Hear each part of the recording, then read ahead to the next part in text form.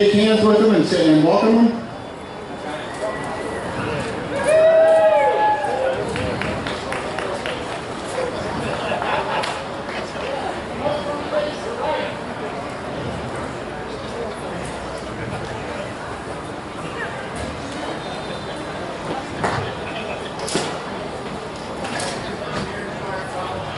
All right, if we could go ahead and move on then. Once again, if we can have everyone move over towards the center here, it'd be great.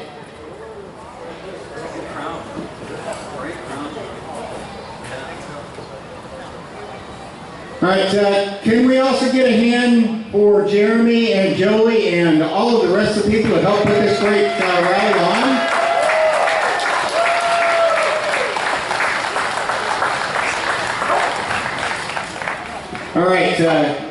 All right, thanks a lot there. And on that, okay, myself, I'm Rick Halle. I lead the Gun Rights Coalition, which is a national group. Actually, it's a group of groups, I should say, where we've got members or leaders in the various groups and community leaders that have come together to unite, to work together.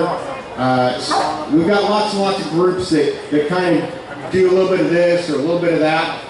Well, we're all working together on this one item with the gun rights. How many gun owners do we have out here? Nice. How many people do we have carrying guns right now? Great. Great. I like to see that. How many people just simply support the Second Amendment and our right to keep and bear arms?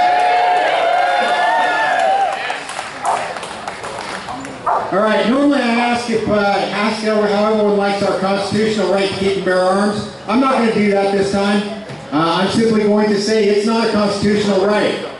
The Constitution protects it, but it's not a constitutional right. It's an inherent right. That right belongs to us regardless of what the Second Amendment says, regardless of what Article 1, Section 24 of the Washington State Constitution says. It belongs to us, period. All right? So what I did here is I went ahead and I really don't write speeches. I'll jot down notes and I'll talk about notes when I'm speaking. I find that people appreciate that more because I'm not simply speaking from a piece of paper.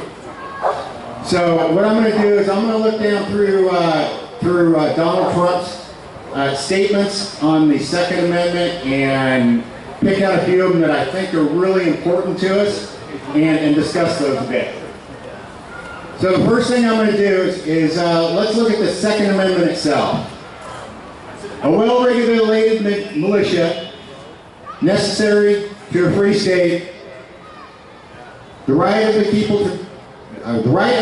to keep and bear arms shall not be infringed. Donald Trump has said specifically, shall not be infringed, period.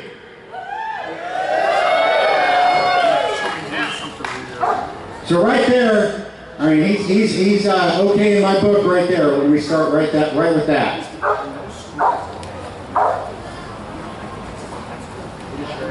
Okay, Donald Trump wants to empower law-abiding gun owners to defend themselves. Law enforcement does a tremendous job, but they can't be everywhere all the time.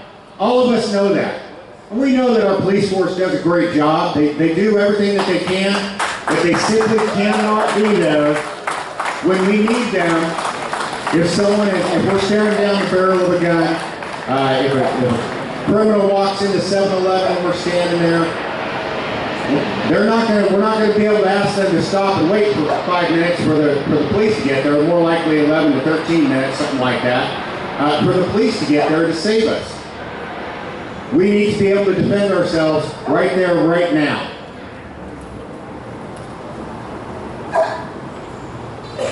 Donald Trump wants to fix our broken mental health system.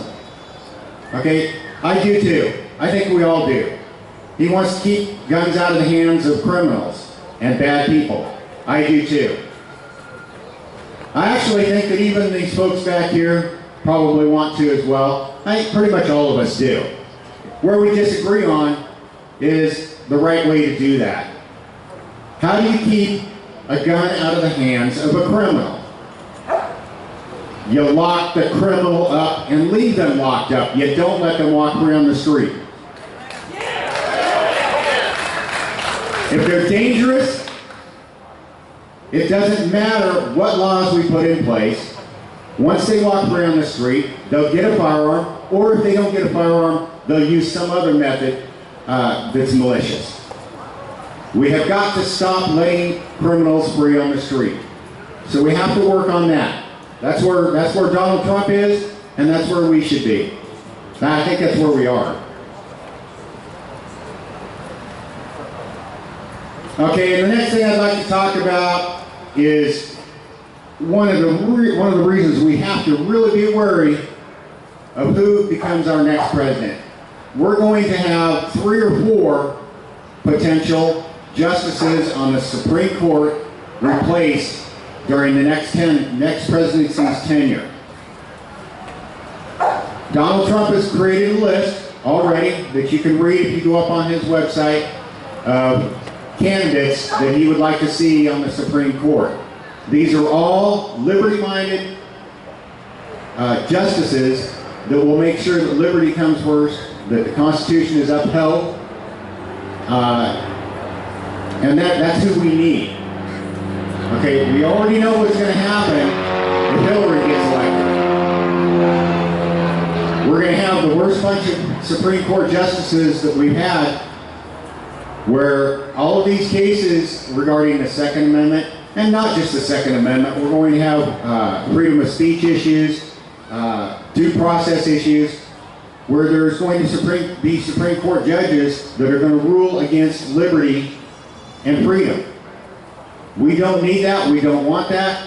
We're not going to accept that.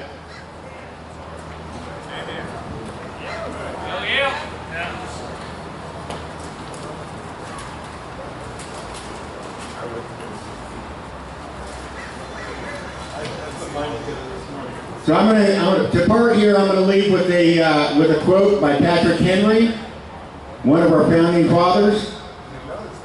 And when you go to the ballot boxes to elect this year, think about this.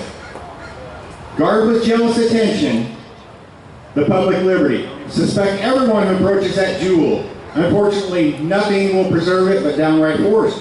Whenever you give up that force, you are inevitably ruined. Patrick Henry, June 5th, 1788. All right, everyone have a great day, and looks like we got a pretty good turnout here for the rally.